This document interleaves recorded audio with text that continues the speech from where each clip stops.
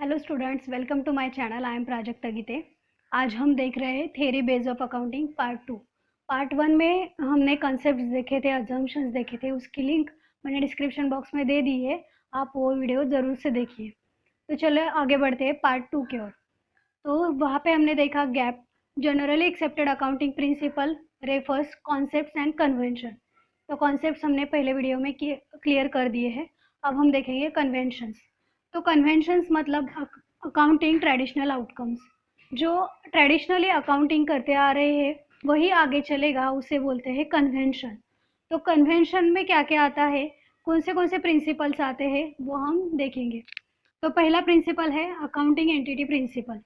तो accounting entity principal मतलब उसमें क्या बताया है, उसमें अकाउंटिंग एंटिटी प्रिंसिपल बताता है कि business has distinct and separate entity from its owner.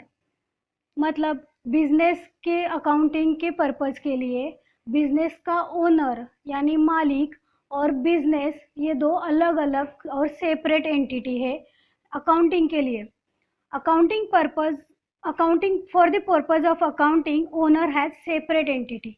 मतलब सिर्फ अकाउंटिंग करने के लिए हम ओनर सेपरेट है, अदर देन बिजनेस है। हम ऐसे अज्यूम कर रहे हैं, ऐसे ट्रेडिशनली आता आ रहा है कि ओनर और बिजनेस अलग अलग एंटिटी है। ये अकाउंटिंग एंटिटी प्रिंसिपल बताता है। For example, money invested in business as a capital.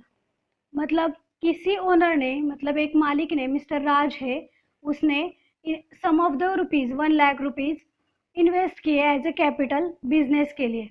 लेकिन बिजनेस के लिए कैपिटल उसने इन्वेस्ट किया, तो अकाउंटिंग एंटिटी बोलता है कि राज और जो बिजनेस है, सपोज आर लिमिटेड, वो अलग अलग एंटिटी है।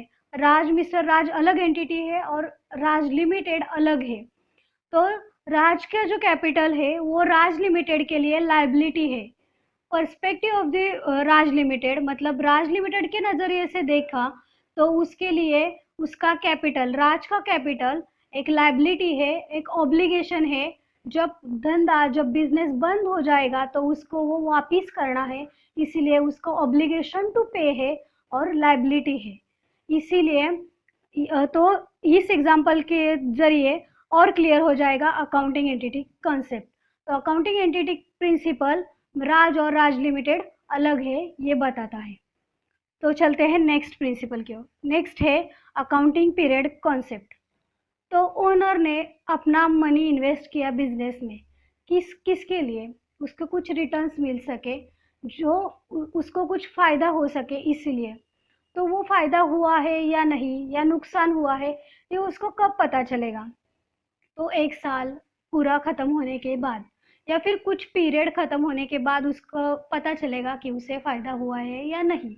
तो वो कैलकुलेट कर सकता है कि मेरे कितने परसेंट का फायदा हुआ है या कितने परसेंट का नुकसान हुआ है, या मेरे बिजनेस की अभी की पोजीशन क्या है, ये वो पता लगा सकता है अकाउंटिंग के थ्रू।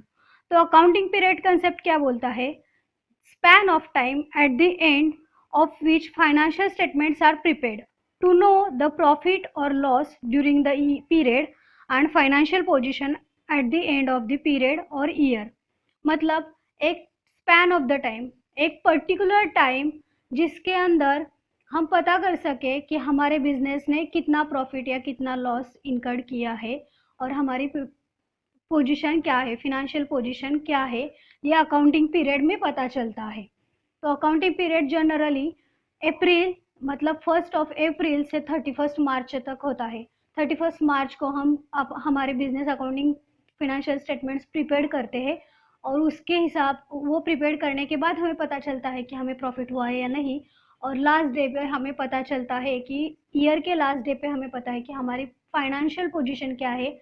वो हमारी बैलेंस शीट देखकर पता लगा सकता है कि हमारी लाइबिलिटीज़ कितनी है और असेट्स कितनी है और हमारे बिजनेस की फाइनेंशियल पोजीशन क्या है। तो वो सब हम पर्टिकुलर टाइम लिमिट में ही पता कर सकते हैं, ना कि बिजनेस बंद होने के बाद पता कर सकते हैं।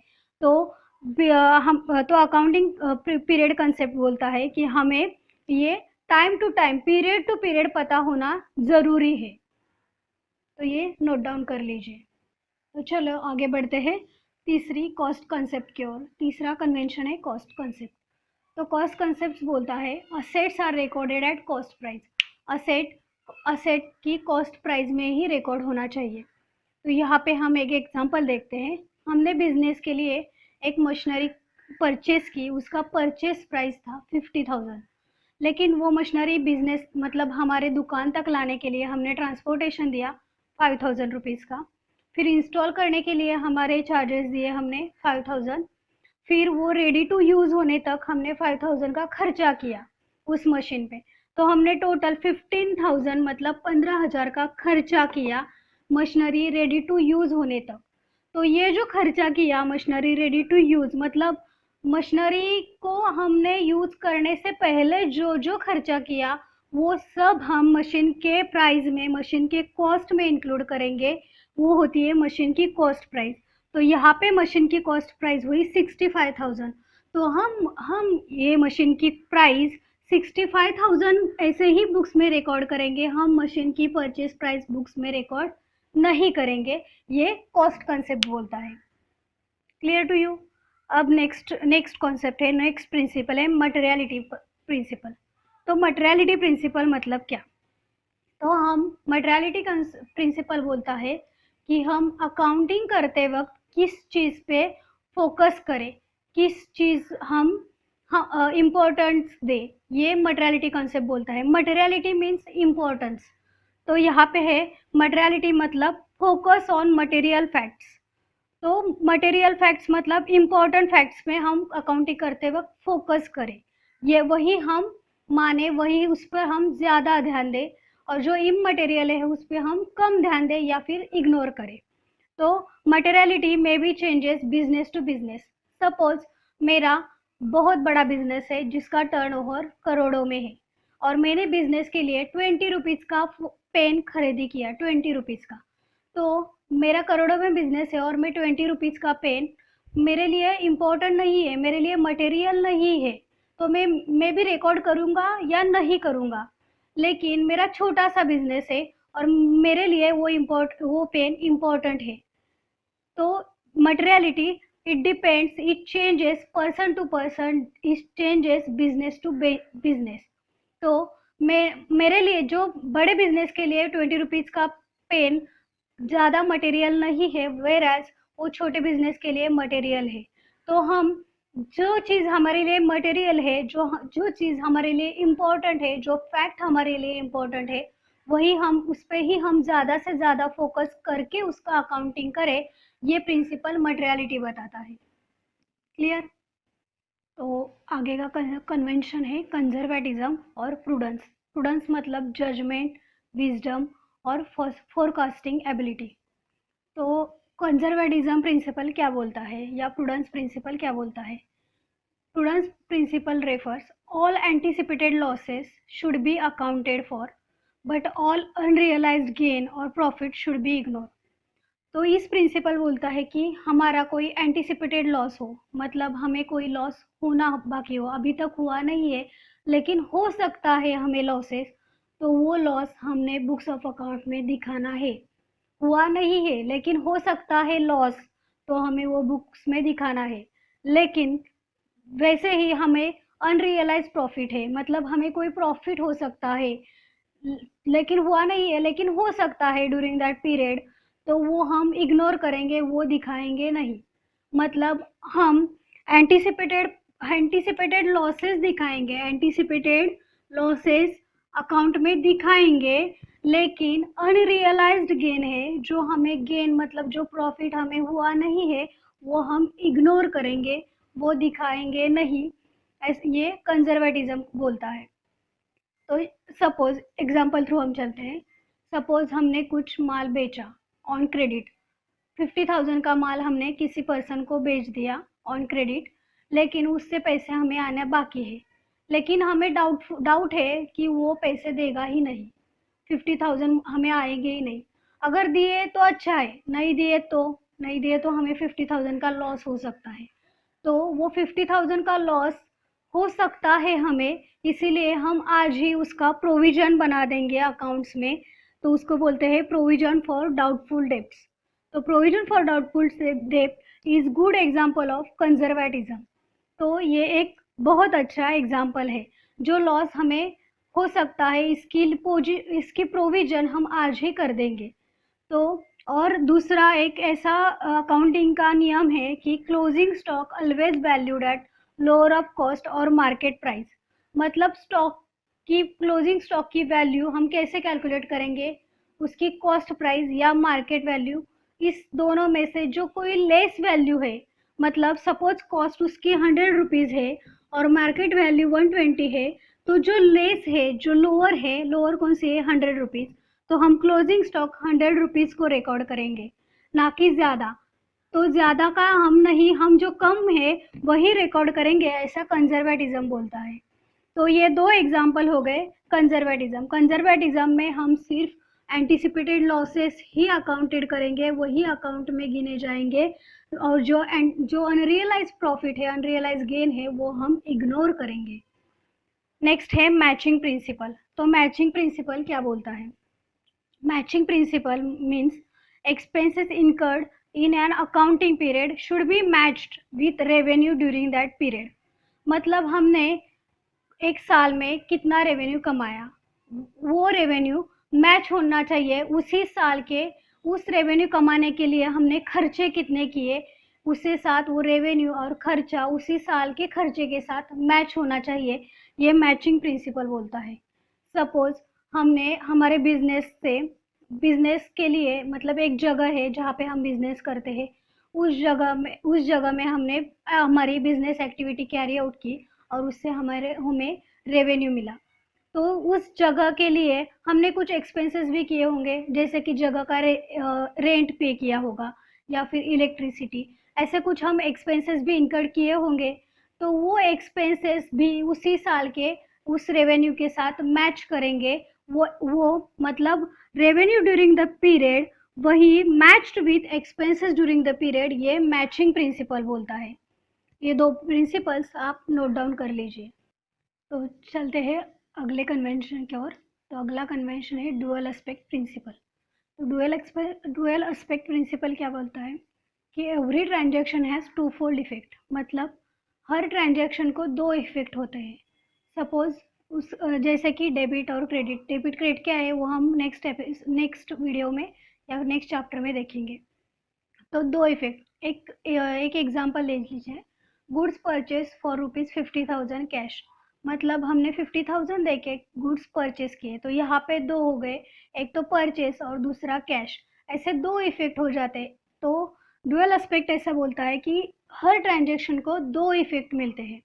तो मैथमेटिकली एक इक्वेशन है, असेट्स कब बनता है, मतलब assets is equal to capital plus liability. Assets कब बनते हैं, कैपिटल, मतलब जो ओनर ने इंट्रोड्यूस किया मनी या फिर गुड्स, वो कैपिटल, और उसकी लायबिलिटीज, बिजनेस की लायबिलिटीज करंट भी हो सकती है और नॉन करंट लायबिलिटीज, ये सब मिल बना के असेट्स होते हैं। तो ये एक वन साइड हो गई और ये सेकेंड साइड, तो वो ड्यूअल एस्पेक्ट है। ये ड्यूअल एस्पेक्ट प्रिंसिपल बताता है। तो नेक्स्ट है रेवेन्यू रिकॉग्निशन। तो रेवेन्यू रिकॉग्निशन मतलब हमने जैसे कॉन्सेप्ट्स में देखा, एक अजम्पशन देखा लास्ट वीडियो में, एक्रूअल। तो revenue recognition same as accrual ही है। तो रेवेन्यू रिकॉग्निशन बताता है revenue for a business transaction should be considered when a legal right arises to receive.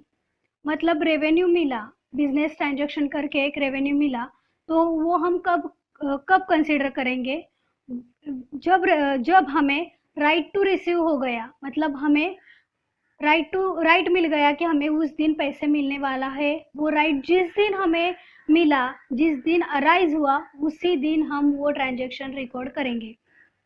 तो एग्जांपल देखते हैं। गुड्स सोल्ड ऑन 3 मार्च। 3 मार्च 19 को हमने गुड्स सेल किया, लेकिन पैसे मिले 4 अप्रैल को। तो यहाँ पे हमने अकाउंटिंग पीरियड कंसेप्ट देखी। तो अकाउंटिंग पीरियड होता है 1 अप्रैल से 31 मार्च तक। तो इन बिटवीन हमने 3 मार्च को ही गुड्स बेचा, तो हमें पैसे मिले नेक्स्ट ईयर के, next financial year, next accounting year में हमें पैसे मिल गए। तो हम रेवेन्यू रिकॉग्निशन के हिसाब से कब ट्रांजैक्शन रिकॉर्ड करेंगे, जब हमें अराइज हुआ, जब रेवेन्यू अराइज हुआ उस दिन करेंगे, या जिस दिन हमें एक्चुअल पैसे रिसीव हुए उस दिन करेंगे। तो रेवेन्यू रिकॉग्निशन ऐसा बोलता है कि जिस दिन हमें लीगल राइट अराइज हुआ, रिसीव करने का लीगल राइट अराइज हुआ, उसी दिन हम वो बिजनेस ट्रांजैक्शन कंसिडर करेंगे, ना कि जब हमें रिसीव हुआ तब। मतलब हम 3 मार्च को ही हम वो बिजनेस ट्रांजैक्शन कंसिडर करेंगे, रिकॉर्ड करेंगे in the books of accounts, और जब रिसीव हुआ तब हम उसे कंसिडर नहीं करेंगे। ये बिजनेस रिकॉग्निशन कंसेप्ट प्रिंसिपल बताता है। Clear to you? तो चलते हैं नेक्स्ट प्रिंसिपल की ओर। नेक्स्ट प्रिंसिपल है फुल डिस्क्लोजर प्रिंसिपल। तो फुल डिस्क्लोजर मतलब बताना, दिखाना ज़रूरी है। तो फुल डिस्क्लोजर तो क्या दिखाना है? तो all material and relevant facts concerning financial performance of business must be fully and completely disclosed in the financial statements and their accompanying footnote।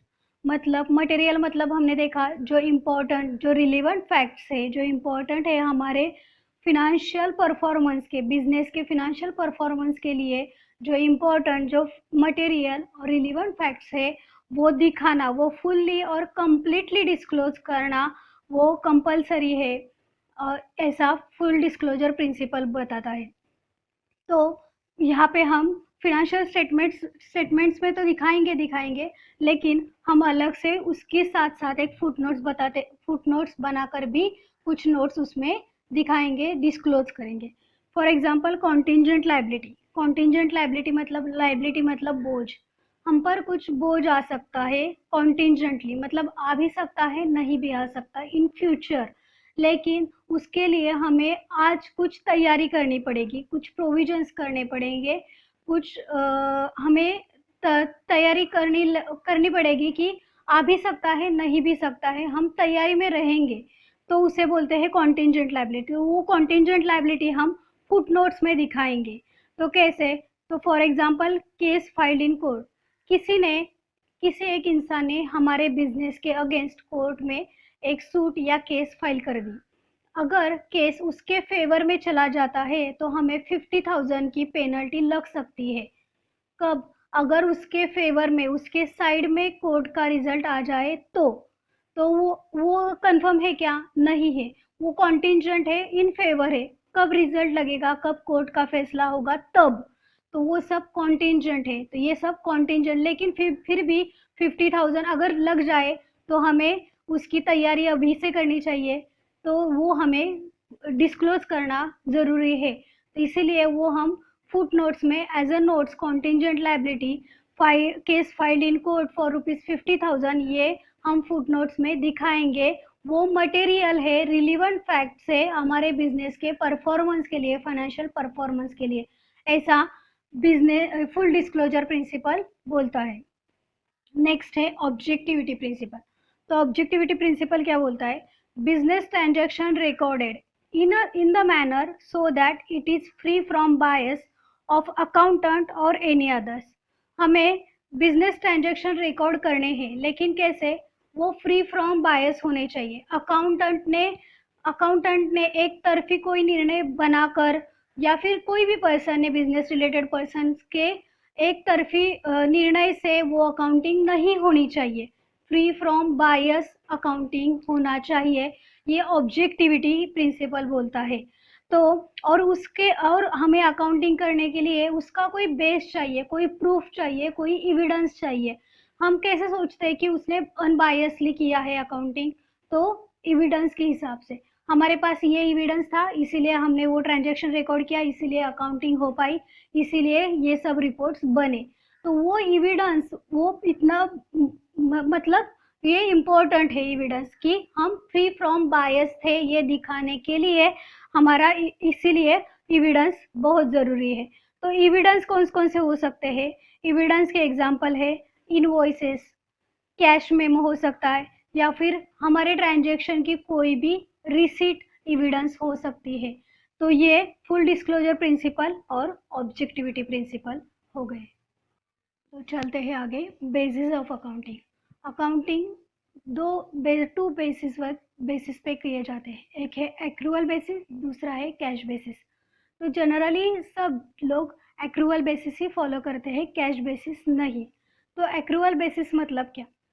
Accrual basis मतलब transactions are recorded as and when it takes place, मतलब transaction जब हुई उसी वक्त हम record करेंगे, उस वक्त पैसे दिए हो या नहीं वो सब डजेंट मैटर, हम जब ट्रांजैक्शन हुई तो हम रिकॉर्डिंग किया, वो एक्रूअल बेसिस में। कैश बेसिस में क्या होता है, जिस वक्त हमें पैसे मिले या हमने पैसे दिए उस वक्त हम रिकॉर्डिंग करते हैं, उसे बोलते हैं कैश बेसिस। तो यहाँ पे हम डिफरेंशिएट करते हैं एक्रूअल बेसिस और कैश बेसिस। तो एक्रूअल बेसिस में क्या होता है, एक्रूअल बेसिस में रिकॉर्डेड होता है cash as well as credit transactions. Accrued basis में कैश ट्रांजेक्शन्स भी आती है और क्रेडिट ट्रांजेक्शन्स भी आती है, लेकिन कैश बेसिस पे ओनली कैश ट्रांजेक्शन ही रिकॉर्ड होते हैं। यहाँ पे कैश और क्रेडिट दोनों ट्रांजेक्शन्स आते हैं और ट्रांजेक्शन जैसे ही टेक्स प्लेस होते हैं तो हम रिकॉर्डिंग करते हैं, इसीलिए हमें यहाँ करेक्ट प्रॉफिट या करेक्ट लॉस शो होता है एक्रूअल बेसिस में। तो वैसे ही कैश बेसिस में हम प्रॉफिट या लॉस सर्टन नहीं कर पाते। तो accrual basis recognised by companies act 2013 है। कंपनीज एक्ट ने एक्रूअल बेसिस रिकॉग्नाइज की है। कंपनी एक्ट 2013 बोलता है कि बिजनेस के लिए एक्रूअल बेसिस अकाउंटिंग ही करनी चाहिए, कैश बेसिस नहीं। तो cash basis is not recognised by companies act 2013, जो कि ये कंपनी एक्ट ने रिकॉग्नाइज किया है और वो करेक्ट प्रॉफिट और लॉस बताता है, शो करता है, इसीलिए एक्रूअल बेसिस मोर रिलायबल है। वेयर एज कैश बेसिस से वो रिकॉग्नाइज नहीं है कंपनी एक्ट से और उससे हम जो करेक्ट प्रॉफिट नहीं निकाल सकते, इसीलिए वो लेस रिलायबल है कंपेरेटिव टू एक्रूअल बेसिस।